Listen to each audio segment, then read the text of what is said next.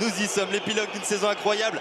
37 journées ont été jouées, pourtant tout va se décider lors de ces 90 dernières minutes pour la montée du Havre en Ligue 1, pour le maintien de Dijon en Ligue 2. Le suspense est total, la tension est maximale dans un stade Océane incandescent. Était titulaire très souvent ces derniers temps, cette saison, mais c'est un enfant du club. Ça fait 20 ans qu'il joue pour le DFCO. Attention à cette offensive du Havre avec Ami Richardson. Christopher Opéry, le centre d'Opéry. Et le coup de tête! Et le coup de tête excellent de Josué Casimir, le stade explose.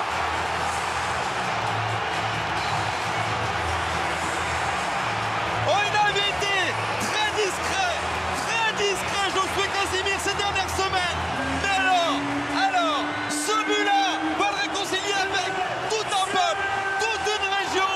1-0 pour le Havre face au DFCO. C'est aussi ce garçon-là qu'on va ovationner, c'est Casimir, bien sûr avec sa finition, mais le centre d'Opéry, regardez, là ça part d'un ballon travaillé, et Richardson va aller chercher Opéry, regarde là il fait contrôle et le centre est absolument parfait, un petit peu abandonné malheureusement par Fofana. Vous voyez, il est très loin Fofana, incroyable ce marquage, beaucoup trop loin, le travail, le centre magnifiquement travaillé, et là, bout portant, il va venir trouer Tistorene qui peut absolument rien faire, il ne peut pas sortir, le ballon est trop bien travaillé. Oh, cette image de la joie intense de Josué Casimir, on écoute le stade.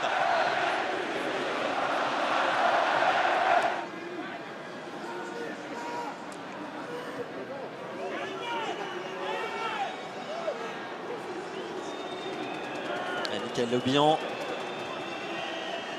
Information importante à vous donner juste après cette action dijonnaise avec le centre, la reprise de Mickaël Lebihan. De temps, Arthur Desmas qui capte ce ballon. L'info importante, c'est la sensation. C'est la sensation Matmut Atlantico. Rodez mène 1-0 à l'extérieur face aux Girondins de Bordeaux. Pas facile hein, cette reprise-là de Mickaël Lebihan, parce qu'il y a un petit rebond juste avant, donc ça devient une demi-volée. Il a aligné Pascal Duprat en se disant qu'un garçon comme ça, un garçon du club qui est là depuis qu'il est minot, depuis qu'il a 11 ans, il peut faire des miracles. Attention à Targaline, l'appel croisé de Josué Casimir, le centre de Casimir, ça revient sur Targaline, c'est contré par Zargo Touré, ça sort et c'est un corner à jouer pour le Havre. Ouais, c'est étonnant parce que c'est finalement là pour l'instant c'est le Havre qui joue en contre. On a vu ce ballon détourné, Targaline 2 fois, une fois à la passe, une fois à la...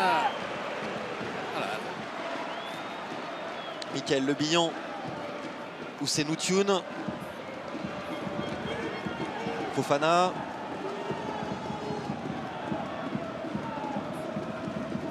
La bonne passe vers Brian Soumaré.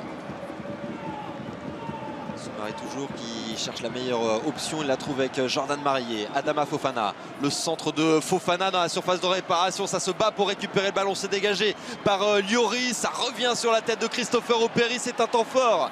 C'est un temps fort des Dijonnais. Ouais, ils sont sous pression les Havrais, parce que effectivement il y a réaction dijonnaise plutôt qu'en première période. Là pour l'instant ils sont plantés dans les 16,50 m Havrais. Ils sont bien revenus, des vestiaires, les Dijonnais, rien à dire avec Tchaouna.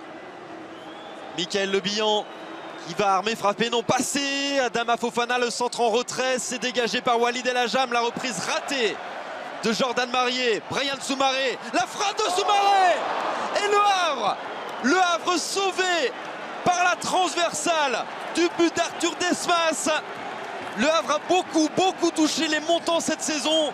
Le Havre cette fois est sauvé par ses montants. Ouais, quelle demi-volée là de Soumaré. Et vraiment le joueur, on l'a dit, le plus actif et le plus dangereux. Ah, elle est parfaite, sa demi-volée, rien à dire. Ah, sur l'arrêt. Ah, il a un superbe équilibre là.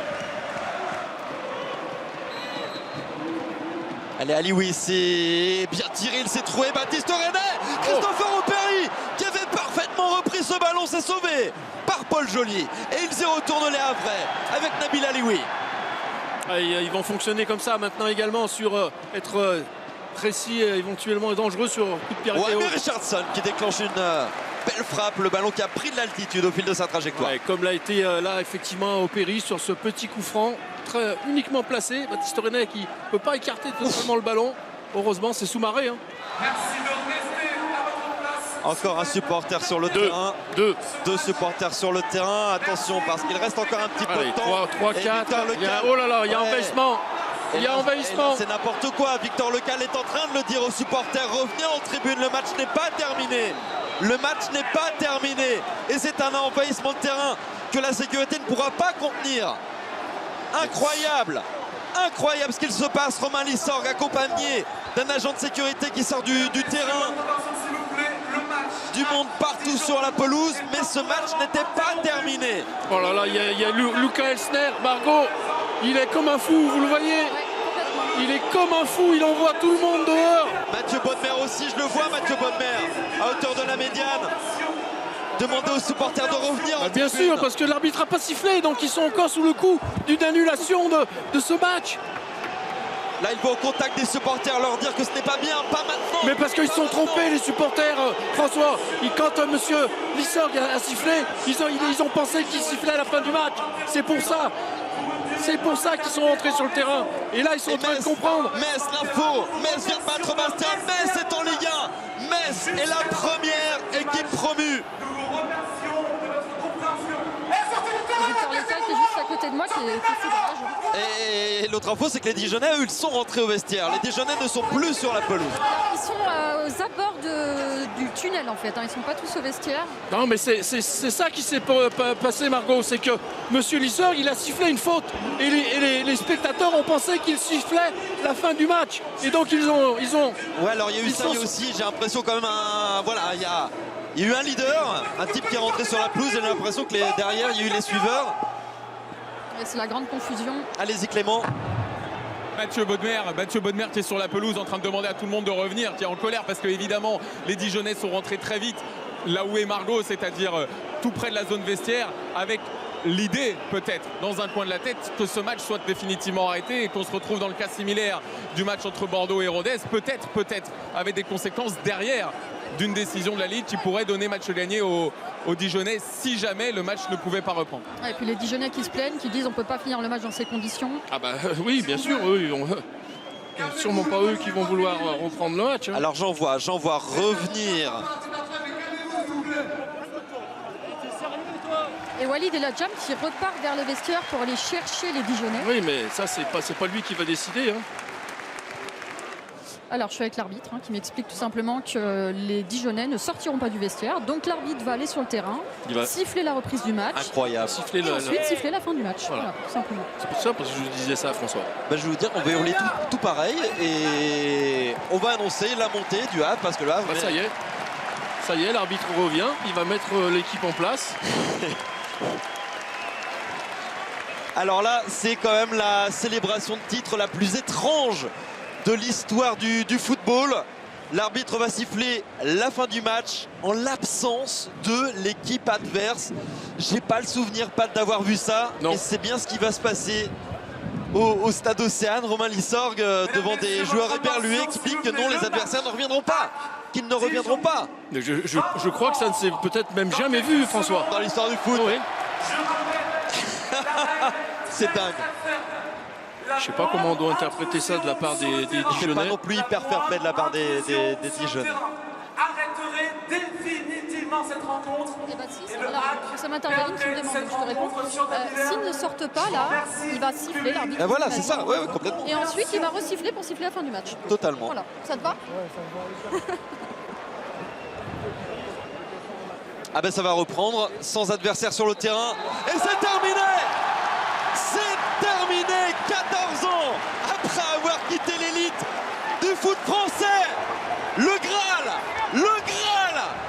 pour le Havre qui retrouve la Ligue 1.